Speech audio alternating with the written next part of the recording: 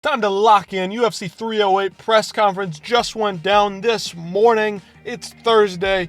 Fight week is setting in. We got 2 more sleeps to go until Saturday morning, Saturday evening for you guys in Europe and across the rest of the world. Big time event. One of the biggest and most anticipated fights of the rest of the year, of the entire year. Max Holloway taking on Ilia Topuria in the main event, plus another one of the most anticipated middleweight fights between Robert Whittaker and Khamzat Chimaev. These are big-time fights. Very, very exciting stuff. I got some fucking shit in my eye right now. Fucking dust or some shit. Let's go. Here's a press conference. We're just going to do a quick little recap, run through a couple of the big moments from it. Let me pull up my notes, the stuff of note to remember. Press conference recap, here we go. Starting off, everybody's coming up the stage. We all know how this stuff usually runs. It is what it is. Dan Ige's arriving, Rakic is arriving. He's dressed to the nines. Look at him, looks like a villain up there. Stud. Ankalaev popping up in here. Khamzat ready to go. Really calm, modest look to him. He's got his hair growing out. Max Holloway's up on stage. Kind of a calm, subdued look. And Ilia Topuria always dressed to the nines. Now, the press conference started off with a question. It kind of goes back and forth between Ilia and Max, but the first remarks were made by the champ himself. It's going to be exactly the same. I'm going to take his lights out in the first round. I took his lights out in the second round, but in this case, it's going to be a little bit different. All right, so he took out Volk in the second round. This time, he's coming for Max's head in the first. Understandable. Could he do it? I don't know. Maybe not. Max Holloway has not been knocked down nor knocked out in his entire career. It's going to be a big thing. Max Holloway says, we'll see you on Saturday night. We'll see what happens, Ilia, on Saturday night. Sounded a little bit raspy, a little bit gaunt. Lerone Murphy was looking also a little bit gaunt. Max Holloway looking a little gaunt. Everybody else, Dan Ige looked good. He cuts a lot of weight, for example. Ilia looks fine. Rakic and Ankalaev look okay. I mean, who knows what happens. Hopefully everybody makes weight. This is a big-time card stacked from top to bottom. This was just the main card fighters here at the press conference, if you don't always watch these press conferences, just so you know that. So we skip ahead just a minute or so. Max responds. Khamzat's asked a question. Robert Whittaker paused right in a good moment there for Rob. Whittaker says he wants to see Khamzat's wrestling. All these guys are saying that Khamzat's the best wrestler in the division. Does he have what it takes? That's what Robert is talking about. Does he have what it takes to wrestle with me? I don't know if it does. Robert Whittaker wants to test that wrestling. Khamzat, he's pretty calm, says that he wants to finish. He's not going crazy. I kill everybody. This isn't Khamzat right now. He's just rolling, going through the motions, calm, probably cutting a lot of weight as well. Even at 185, the guy's been bulking up, it looks like. Play it out a little bit. They ask a question next. It kind of goes back and forth between Khamzat and Robert for a few minutes.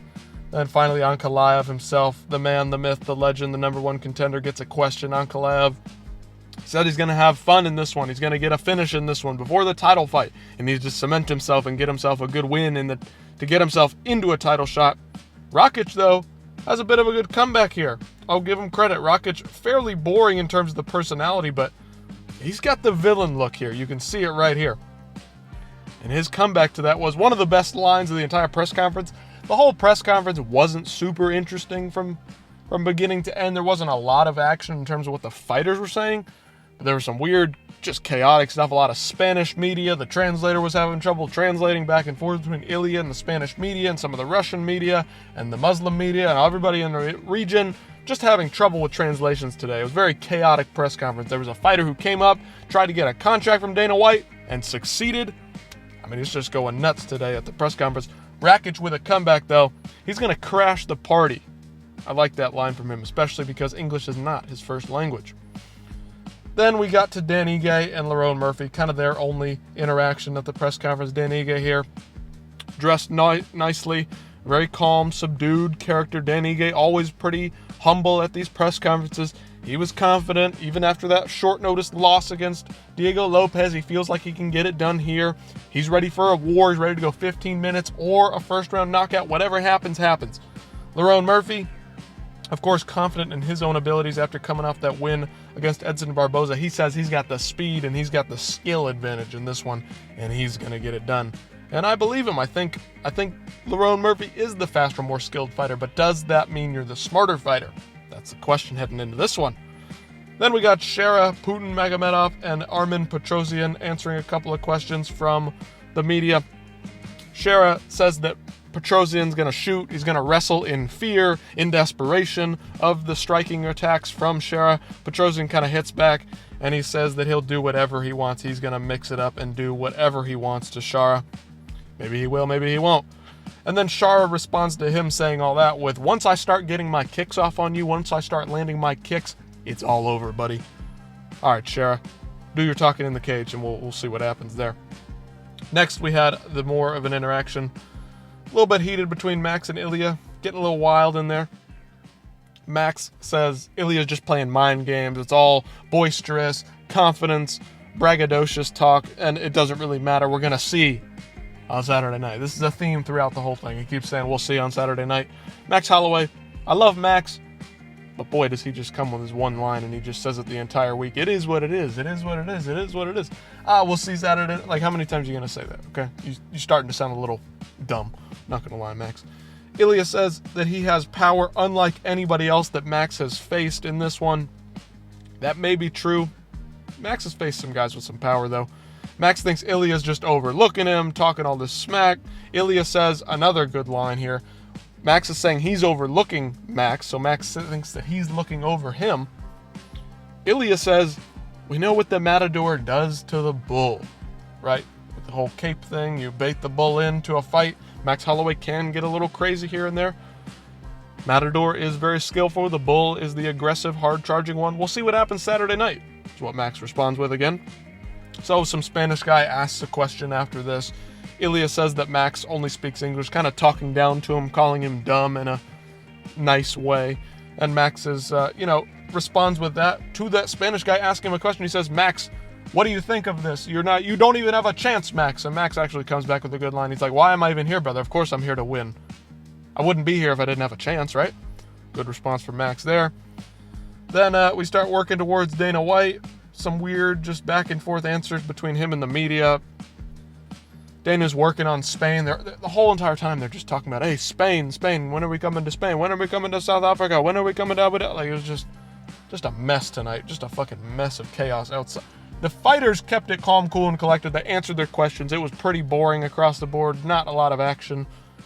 But man, the media, everybody they let ask questions, dude, dumb. Dana says they're working on Spain. They're looking at some arenas, Madrid, Barcelona, summer of 2025.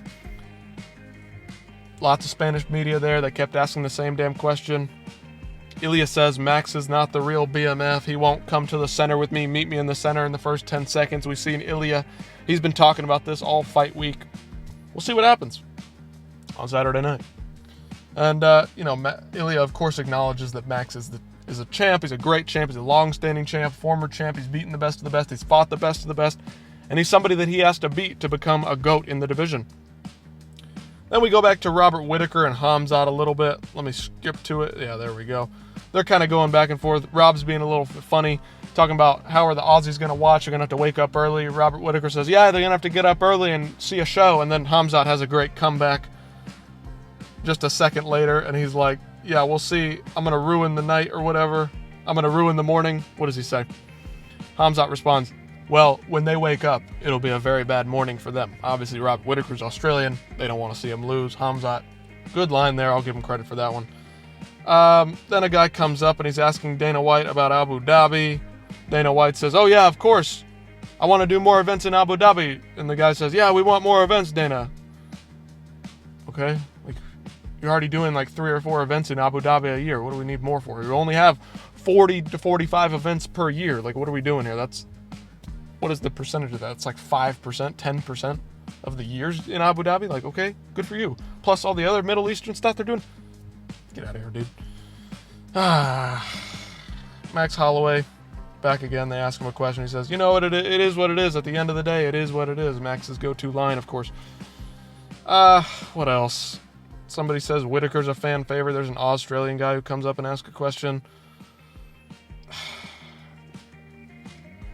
it's just a mess, man. These questions, it just don't make any sense. Somebody comes up there and asks what's next for Max, and then Ilya kind of jumps in there and says something to the effect of, it'll never happen, man. Max saying, I've got all these options. I can move up to lightweight and go on. I can continue with the 45 belt. Ilya says, that's not going to happen. Again, one of the better lines, just small moments for Ilya winning these exchanges against Max, because Max only has that one line. We'll see on Saturday night. And then the fighter comes up here, like I talked about in the beginning. This guy, couldn't really pick out his name, hear it very well, but he said he's 9-0. I saw online that he's only 7-0. Not sure if that's true even. I don't know what's going on here. Says he's 9-0, kind of talks himself up. Says he's 25 years old, ready to fight, come in on short notice. He gets up there, and Dana White says, yeah, come on up, buddy. He jumps the barricade, comes up here, shaking hands with Dana, kissing babies, all that mess. Like, what are we doing here, Dana? Like, is this just how you get in the UFC? I'll shoot your shot. I mean, cool, good for the guy. He shot his shot, and it worked out, I guess. Maybe they're going to sign him. What the hell's going on here? That's how you get into the UFC? Anyway, so chaos ensues. Fighter jumps the barricade. He goes over there, signs with Dana White, makes a handshake deal. Dana White shows him off to like Hunter Campbell or Mick Maynard or whoever, whatever's going on there. Then Khamzat, we get a shot of Khamzat. He's looking exhausted, looking tired. Like, what's going on here? Doesn't make any sense. Khamzat's cutting weight, obviously, this week. Just a mess. I don't know what's going on. The whole thing just breaks out into chaos. There's nothing crazy going on. It's just a mess of, like, there's guys running all over the place, guys trying to shake hands with Dana White. Dana White lets somebody come up and shake his hand twice in the fucking event. Guy gets signed. Khamzat's falling asleep there. Ankalaev answers a quick about his leg kicks. Ilya says he wants to prove them wrong and fight for his family. It's going to be a war, an all-out fun fight, whatever it is. Just craziness across the board. I can't believe it. This fight card's going to be wild. I mean, like, good for you. It's very exciting. It's all fun and games for now. Now, Dana White then moves on to, what does it mean? What do the fights mean to the Muslim people? Blah, blah, blah. Somebody asked this question and Dana goes, whatever. Like, Dana White is so nonchalant, like this video here before you. Like, I just don't, it's just whatever. It's the same damn press conference they always have with, like, some just absolutely wild, off-the-walls guys coming and asking questions. Like, just because you're in the Middle East, just because you're in Abu Dhabi doesn't mean you get to just throw shit to the wind and let stuff happen, okay, that shouldn't be happening. I don't know. It just doesn't make any sense. Then Sharapoutin gets another question. He's asking whatever. He says he wants to be very active. He wants to get a fight at the end of the year. Like, it doesn't make any sense. You can only fight in the Middle East where they sanction fights because you got a bum eye. Like, dude, what are we doing here? I don't understand. Ilya says, talking about all his support of the Spanish media at this point. Max wants to be Ilya. Max wants my belt. He wants to be me, is what Ilya's saying. Khamzat's Khamzat, he says. Khamzat, I'm going to show... Look at him. He's falling asleep, but he says, I'm Khamzat. I'm going to do my thing. I'm always Khamzat. Whitaker is a legend. I'm prepared to meet him in the cage. Like, okay, dude, who cares? Okay, good for you. Max, they asked him a question about sparring at one point, like the hard sparring, because he talked about he wasn't sparring for a couple of years. Now he's back to sparring. Max says, we'll see after the fights. And then that handshake ordeal. The second guy comes up there and tries to shake Dana White's hand. Dana White says, yeah, come on, come shake my hand. What the fuck are we doing, man? Somebody comes up there and asks about coming back to Russia. Like, what? That's not a question. We're talking about the UFC 308, the fights at UFC 308. What are we doing here? Max gets a question. He says he's not overlooking Ilya. Somebody brings up coming to South Africa. Again, this is 308. What are we doing? Then the face-offs happen. Nothing really much of interest. Nothing much of note. It just kind of is what it is. There's that guy. Here's the video. Shaking hands, saying hey to Ankalaev. Like, okay, bud. Anyway, back to Khamzat. Like, this was kind of the funniest meme moment of the entire thing. Like I said, nothing really fucking happened. Except for the damn Khamzat falling asleep. Alright? Face-offs happen. Sharapoutin and Arman Petrosyan. Pretty cordial, basic. They raise their hands. It is what it is. Dan, Ige, and Lerone Murphy, they come to each other. They're very calm, like a little more stoic. Whatever. Ankalaev and Rakic, that one was pretty tense. I'll give him credit there. I will say that, body language speaks a lot, and Ankalaev broke eye contact first, so we'll see what happens there. Khamzat was talking against Robert Whittaker. They met face to face. It was pretty calm. Robert Whittaker does his like snarl face that he does, and then Khamzat's screaming Allahu Akbar, Allahu Akbar. Whatever. Whittaker seemed locked in. Khamzat was just kind of, I don't know, the craziness festered and broke out in the top right there. And then Ilya and Max finally faced off, the main event, UFC 308. Ilya smiling at Max, making kind of fun of Max, talking about meeting in the middle of the cage. Max is very serious, looking very annoyed, I think. He's just kind of fed up with it, ready to go to business, do his thing. He's the veteran in this one. He's not up to the bullshit. He's not up to the antics, and Ilya's kind of trying to play into that, I think. Ilya is very confident in himself, and he deserves to be that way, for sure. I mean, he's a fucking phenomenal fighter. In the words of the great genius himself, the scholar Max Holloway, let me know what you guys think in the comments below.